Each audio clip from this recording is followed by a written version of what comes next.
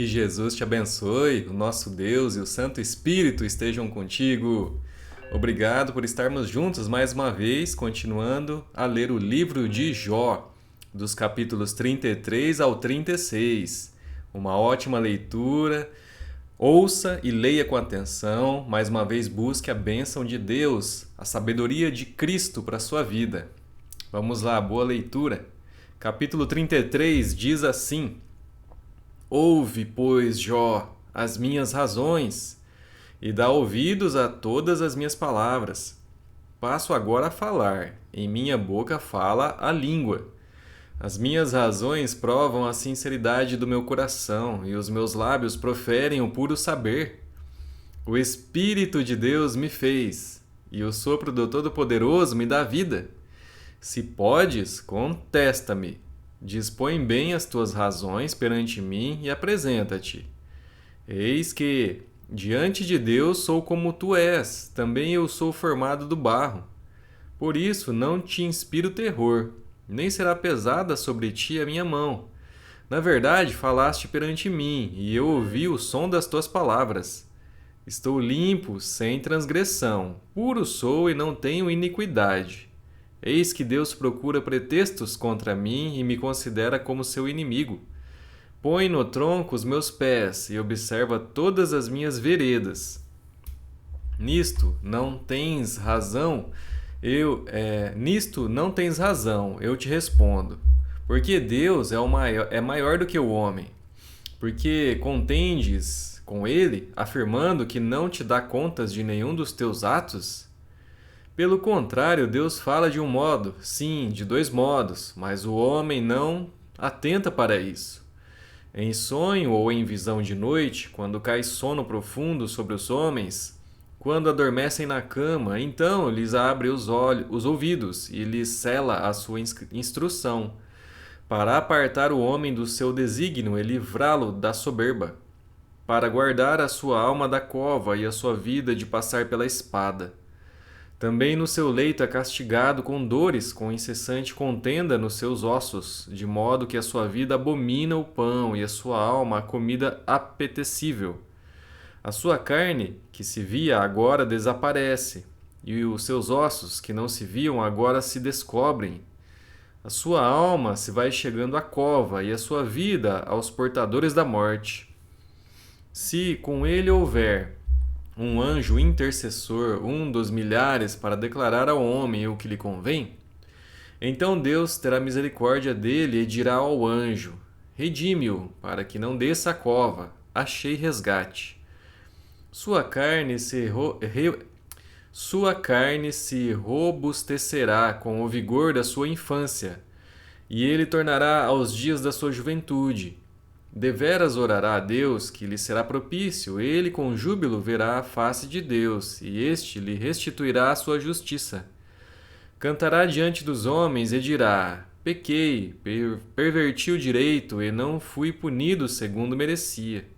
Deus redimiu a minha alma de ir para a cova, e a minha vida verá a luz. Eis que tudo isto é obra de Deus, 2 e 3 vezes para com o homem, para reconduzir da cova a sua alma e o alumiar com a luz dos viventes. Escuta, pois, ó Jó, ouve-me, cala-te e eu falarei. Se tens alguma coisa que dizer, responde-me, fala, porque desejo justificar-te. Se não, escuta-me, cala-te e ensinar-te-ei a sabedoria. Capítulo 34.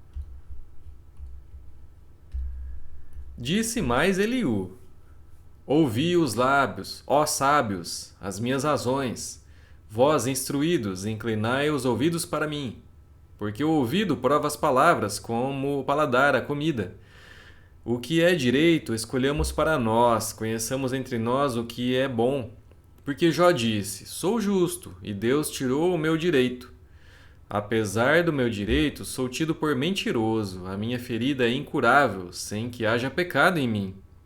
Que homem há como Jó, que bebe a zombaria como água? E anda em companhia dos que praticam a iniquidade e caminha com homens perversos? Pois disse: De nada aproveita o homem o comprazer-se em Deus. Pelo que vós, homens sensatos, escutai-me. Longe de Deus o praticar ele a perversidade, e do Todo-Poderoso o cometer injustiça. Pois retribui ao homem segundo as suas obras, e faz que a cada um toque segundo o seu caminho. Na verdade, Deus não procede maliciosamente, nem o Todo-Poderoso perverte o juízo. Quem lhe entregou o governo da terra? Quem lhe confiou o universo? Se Deus pensasse apenas em si e para si recolhesse o seu espírito e o seu sopro, toda a carne juntamente expiraria e o homem voltaria para o pó. Se, pois, há em ti entendimento, ouve isto, inclina os ouvidos ao som das minhas palavras. Acaso governaria o que aborrece o direito? E quererás tu condenar aquele que é justo e poderoso? Dir-se-á a um rei: ó, viu? Ou aos príncipes: ó, perversos? Quanto menos aquele que não faz acepção das pessoas de príncipes, nem estima ao rico mais do que ao pobre, porque todos são obras de suas mãos. De repente morrem.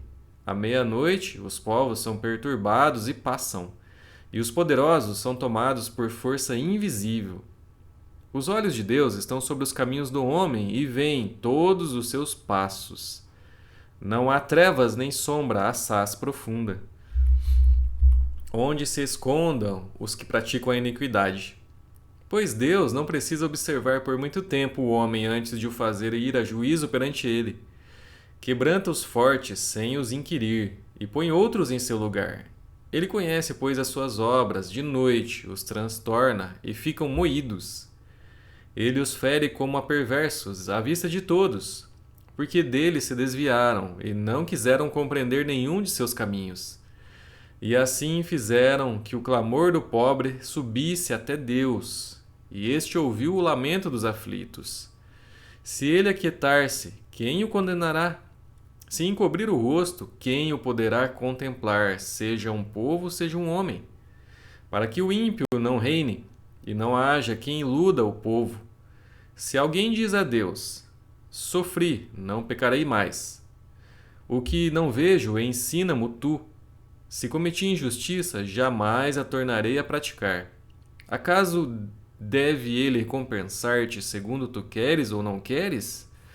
Acaso deve ele dizer-te: escolhe tu, e não eu, declara o que sabes, fala? Os homens sensatos dir-me-ão, dir-me-á o sábio quem me ouve.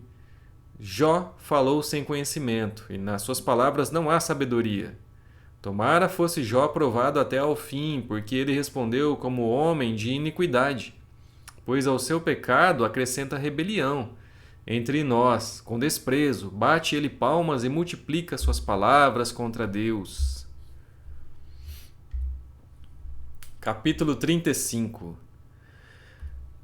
Disse mais Eliú: achas que é justo dizeres: maior é a minha justiça do que a de Deus? Porque dizes: de que me serviria ela? Que proveito tiraria dela mais do que do meu pecado? Dar-te-ei resposta a ti e aos teus amigos contigo. Atenta para os céus e vê, contempla as altas nuvens acima de ti. Se pecas, que mal lhe causas tu? Se as tuas transgressões se multiplicam, que lhe fazes? Se és justo, que lhe dás, ou que recebe ele da tua mão? A tua impiedade só pode fazer o mal ao homem como tu mesmo, e a tua justiça dar proveito ao filho do homem. Por causa das muitas opressões, os homens clamam. Clamam por socorro contra o braço dos poderosos. Mas ninguém diz: onde está Deus que me fez, que inspira canções de louvor durante a noite, que nos ensina mais do que aos animais da terra e nos faz mais sábios do que as aves dos céus? Clamam, porém ele não responde, por causa da arrogância dos maus. Só gritos vazios Deus não ouvirá, nem atentará para eles o Todo-Poderoso. Jó, ainda que dizes que não o vês, a tua causa está diante dele, por isso espera nele. Mas agora, porque Deus na sua ira não está punindo, nem fazendo muito caso das transgressões, abres a tua boca com palavras vãs, amontoando frases de ignorante. Capítulo 36. Prosseguiu Eliú e disse: Mais um pouco de paciência e te mostrarei que ainda tenho argumentos a favor de Deus. De longe trarei o meu conhecimento e ao meu Criador atribuirei a justiça. Porque na verdade as minhas palavras não são falsas. Contigo está quem é senhor do assunto. Eis que Deus é muito grande, contudo a ninguém despreza. É grande na força da sua compreensão. Não poupa a vida ao perverso, mas faz justiça aos aflitos. Dos justos não tira os olhos, antes, com os reis, no trono os assenta para sempre, e são exaltados. Se estão presos em grilhões e amarrados com cordas de aflição, e lhes faz ver as suas obras, as suas transgressões, e que se houveram com sabedoria. Abre-lhes também os ouvidos para a instrução e manda-lhes que se convertam da iniquidade.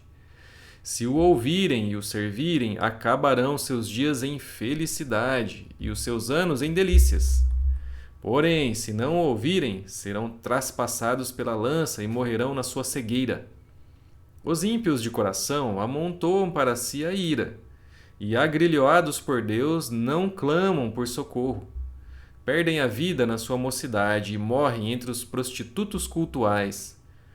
Ao aflito livra por meio da sua aflição, e pela opressão lhe abre os ouvidos.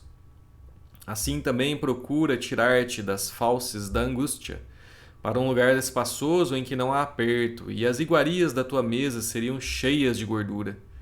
Mas tu te enches do juízo e do perverso, e por isso o juízo e a justiça te alcançarão. Guarda-te, pois, de que a ira não te induza a escarnecer, nem te desvie a grande quantia do resgate. Estimaria ele as suas lamúrias e todos os teus grandes esforços para que te vejas livre da tua angústia? Não suspires pela noite em que os povos serão tomados do seu lugar. Guarda-te, não te inclines para a iniquidade, pois isso preferes à tua miséria. Eis que Deus se mostra grande em seu poder. Quem é mestre como ele? Quem lhe prescreveu o seu caminho, ou quem lhe pode dizer: praticaste a injustiça?